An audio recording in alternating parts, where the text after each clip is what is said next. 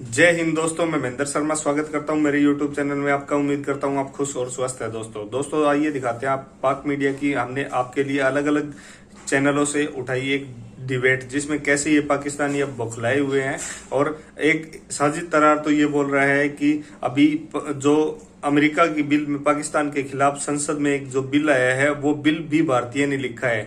तो दोस्तों ये बड़ी ही हास्यास्पद बात है कि ये पाकिस्तानी कैसे बौखला जाते हैं एक मिनट में। तो दोस्तों दिखाते हैं आपको ये डिबेट, और उससे पहले मैं आपसे रिक्वेस्ट करूं दोस्तों, अगर आप मेरे चैनल पे नए हैं तो मेरे चैनल को लाइक शेयर एंड सब्सक्राइब जरूर करें। दोस्तों जय हिंद, वंदे मातरम, भारत माता की जय। दोस्तों पाकिस्तान के सिलसिले में और इस सिलसिले में कि पाकिस्तान का अमेरिका से जो अफगानिस्तान के लिए तामुन रहा, उससे ये कॉन्ट्रडिक्टरी है, अनवारंटेड है। आप इसके बारे में क्या कहना चाहेंगे? आलिया, ये अभी एक हॉरर मूवी का एक ट्रेलर शुरू हुआ है। अभी अभी पूरी हॉरर मूवी तो चलेगी अभी आगे। मैं एक वाहिद आदमी हूं वॉशिंगटन डीसी में जो मुसलसल पिछले 5 साल से Pakistani current administration decision makers को कह रहा हूं कि यहां पे इंडियन लॉबी आपके लिए सबसे बड़ा खतरा है। और ये उसी इंडियन लॉबी का रिजल्ट है ये। बल्कि इस बिल को मैंने एक दफा नहीं कुछ 4-6 दफा पढ़ा है और लग बिल्कुल इस तरह रहा है ये किसी इंडियन ने लिखा है, किसी अमेरिकन ने नहीं लिखा। अब मैं उसकी डिटेल में जाना चाहूंगा। इसका जो सब्जेक्ट है, इसमें से जो लुबे लुबाब है, इसका नाम मैं रखूंगा कि तालिबान के ऊपर फाइनेंशियल सैंक्शंस के लिए और पाकिस्तान को सबक सिखाने के लिए ये बिल बनाया गया है। इसमें दोहा शराइत के बारे में लिखा गया है कि दोहा शराइत पे तालिबान जो है उसकी खिलाफ वर्जी की इन्होंने। सेक्शन 2 में इन्होंने कहा कि खवातीन को एक्सक्लूड कर दिया गया। उसके बाद इन्होंने सेक्शन 3 में लिखा है कि तशद्दुद की कमी का वादा किया गया था दोहा एग्रीमेंट में, उसमें कमी नहीं की गई। उसके बाद सराजुद्दीन हक्कानी साहब के बारे में उन्होंने कहा जिनका नाम यूनाइटेड नेशंस की बैन लिस्ट में है और वो कई अमेरिकन ट्रूप्स के कातलों में से वो एक है और वो इस कैबिनेट में है। उसके बाद उन्होंने यूनाइटेड नेशंस की रिपोर्ट का हवाला दिया कि 1,84,00,000 लोग जो है वो खुराक के का शिकार हो जाएंगे, वहां पे उनको खाने पीने के लिए कुछ नहीं मिलेगा। उसी बिल में उन्होंने लिखा गया कि 54 बिलियन डॉलर लगा के अमेरिका का पैसा पिछली एडमिनिस्ट्रेशन ने खवातीन की एम्पावरमेंट के लिए लगाया था, वो जीरो हो चुका है। इसी बिल में लिखा गया है कि तालिबान को तस्लीम ना किया जाए और यूनाइटेड नेशंस में उनको मेंबरशिप या उनको वहां नुमाइंदगी की इजाजत ना दी जाए। इसी नहीं है, बाइडेन एडमिनिस्ट्रेशन बिल्कुल खुश नहीं है। बाइडेन एडमिनिस्ट्रेशन खुश नहीं है तो अमेरिका की तरफ से दिक्कतें आने बाकी हैं, जरूरी हैं, लाजमी हैं। और चाइना से भी बहुत अच्छा नहीं चल रहा, तो पाकिस्तान को सपोर्ट कहां से मिलेगा? एक टर्की और थोड़ा बहुत लेकर के आप दोहा से सपोर्ट उम्मीद कर सकते हैं।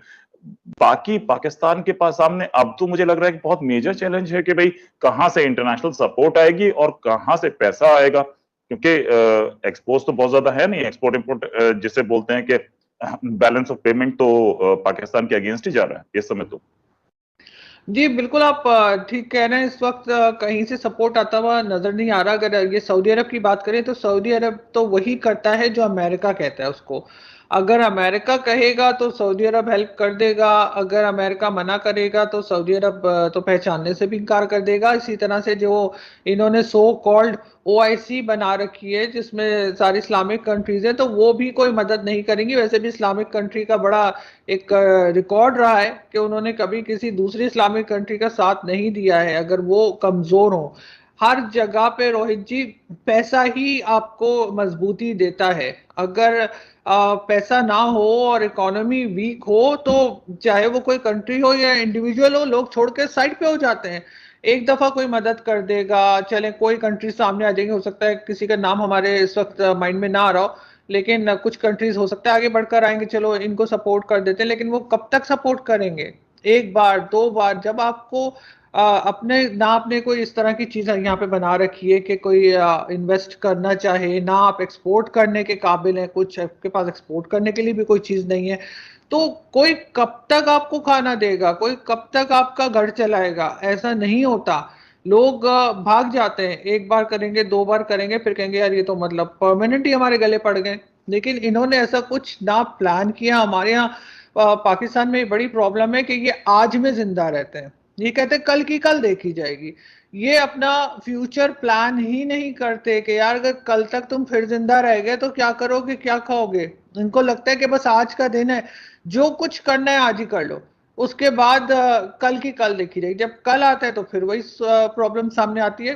तो ये तो अब लग रहा है कि कुछ आई थिंक थोड़े दिनों में जो है वो पता चल जाएगा कि ये बिल पास होता है या नहीं। वैसे ये कोशिश तो पूरी करेंगे और आई विश कि कहीं से कामयाबी हो जाए कि ये बिल जो है ये पास ना हो जो पाकिस्तान के खिलाफ जा रहा है। मगर जो उन्होंने पॉइंट्स लिखे हैं उस हिसाब से तो इस पे ये पूरे खरे उतरते हैं। लेकिन बिल्कुल इस तरह के जो इन्होंने कहा कि जी हम पकड़ेंगे टेररिस्ट जो यहाँ पर हैं, जो जिस तरह से उन्होंने कहा कि जी सेफ हेवन्स हैं, तो वो सेफ हेवन्स इनके मदरसे हैं जिनको इन्हें कंट्रोल करना है, लेकिन वो इनसे कंट्रोल नहीं हो रहे। अगर कहते हैं तो फिर ये रिलीजन की बात लेके बीच में आ जाते हैं और ये नहीं कर पाते।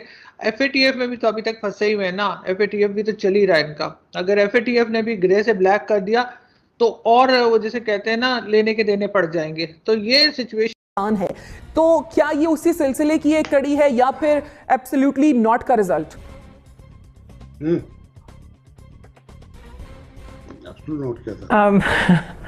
एक तो अगर हम जज्बात के बगैर बात ना करें तो फिर हम पाकिस्तानी तो नहीं हो सकते ना। हमें तो हर चीज़ में बहुत सख्त जज्बा डालना होता है, चाहे वो जंग हो, चाहे वो डिबेट हो, कुछ भी हो। लेकिन थोड़ा सा अगर मैं रैशनली चीज़ों को देखूं तो इस वक्त बाइडन की जो फॉलोइंग है और जो उनकी रेटिंग है, अप्रूवल रेटिंग है, it is down by 43% and Kamala Harris 49%।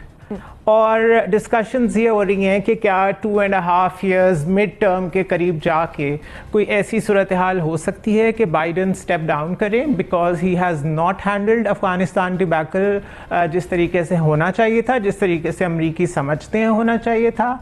और कैमला हैरिस भी अगर स्टेप इन करती हैं तो she is also a shadow of Biden. तो एक तरह का वहाँ थोड़ा सा पॉलिटिकल केओस है, बहुत ज़्यादा है। बल्कि अगर उनके कांग्रेस में देखें तो 50-50 की डिवीज़न है, 50 रिपब्लिकन्स हैं और 50 ही डेमोक्रेट्स हैं। अगर किसी बिल के ऊपर उनको मेजॉरिटी चाहिए तो अगर वो 50-50 पे बाउंड हो जाता है तो फिर Kamala Harris is going to be 1% जो अपना वोट कास्ट करके उसको डिसाइसिव लेवल पे लेके जाएंगी। दूसरा, ये जो 57 पेजेस का बिल है, it is more of an introspection for US itself. For example, they are back to square one. वो कह रहे हैं कि इतनी जल्दी उन्होंने क्वेश्चंस रेज किए हैं।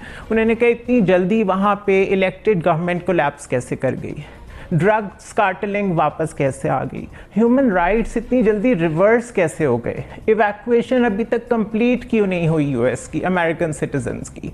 इस तरह उन्होंने बहुत सारे क्वेश्चंस रेज किए हैं। फिर उन्होंने पूछा है कि जो हकानी हैं वो आप टॉप पोजीशन पे ले आए हैं उनको अपनी गवर्नमेंट में। टाइम्स मैगजीन में टॉप मोस्ट इन्फ्लुएंशियल पर्सनालिटीज़ में भी हकानी का नाम है।